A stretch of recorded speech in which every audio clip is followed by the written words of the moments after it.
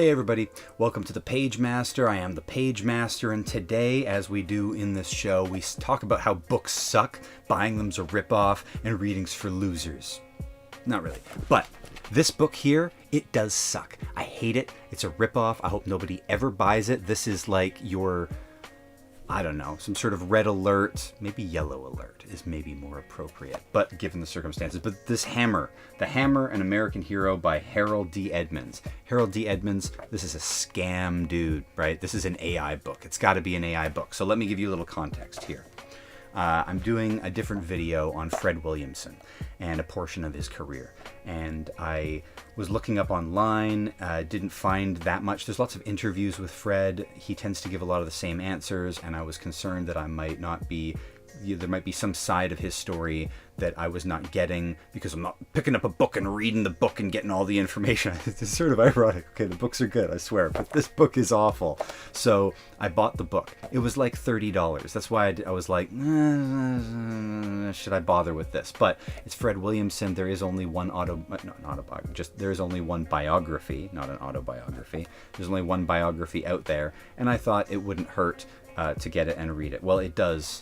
It does hurt because Harold D. Edmonds is a scam artist. So because this is Pagemaster, the deal is I read a page from a book and give you a little context for what that page is about.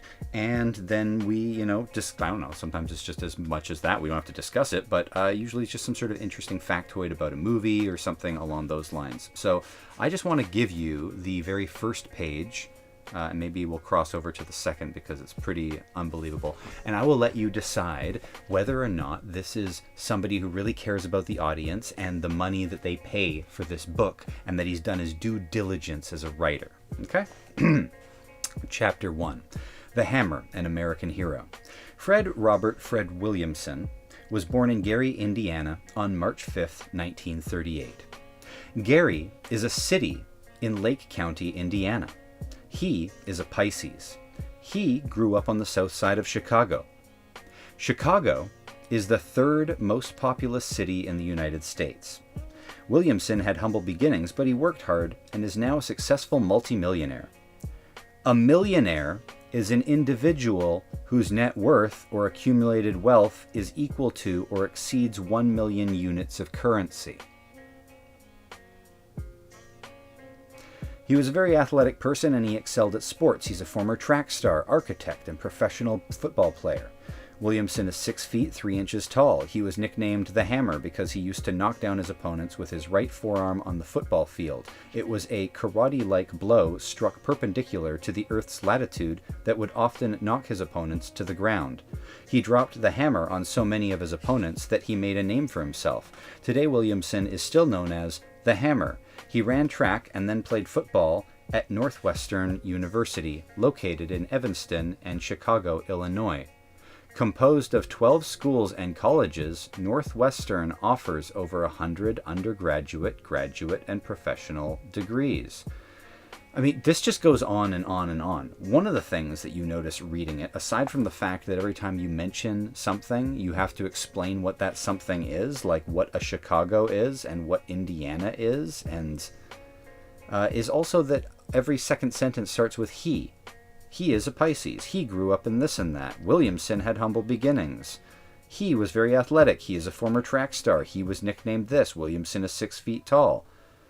This is just such a fucking joke. Anyway, going further than that, because I still wanted to see if there was any information that maybe I hadn't already accrued, even though this does seem like the AI amalgamate. This seems like an amalgamation of whatever you could get from Google that AI could just toss together.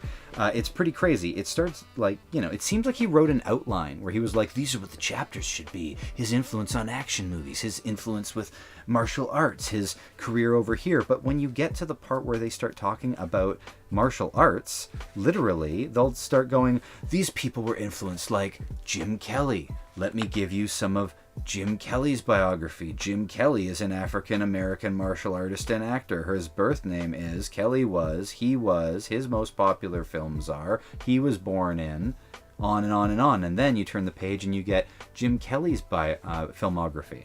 And then you get on this page Ron Van Cleef. And when you turn the page, you get Ron Van Cleef's filmography. And then you get Ty Mock, and then Ty Mock's filmography, and Billy Blanks, and Billy Blanks' filmography, and Wesley Snipes, and Michael Jai White. Like, I like all these dudes, and they're really awesome, and they deserve their own books. But what is this padding out of this bullshit book here that you clearly didn't write? But here's a section on Sidney Poitier, because that has anything to do with Fred Williamson at all. It just goes on and on. Anyway, so this is a really horrible, horrible book. It's not enjoyable to read. Look, section on Jim Brown, section on Tony King, section on Don Pedro Coley, on Julian Harris, on Gloria Hendry. Like, I get it. These Ron O'Neill, Bo Svensson. Like, this guy just couldn't do the research. He didn't have the information. He couldn't fill the pages of what is not a very thick book, I have to say. He's charging a ridiculous amount of money. You might check here, this publisher, Ex Libris. Okay, this is just clearly an online print-to-order bullshit book. This is why you need a publishing house. You know, like, the argument for gatekeepers is that you're keeping out a bunch of riffraff. Right? Like, I get it. You don't want people keeping out the genuine article and manufacturing talent, and I'm sure there's tons of that going on.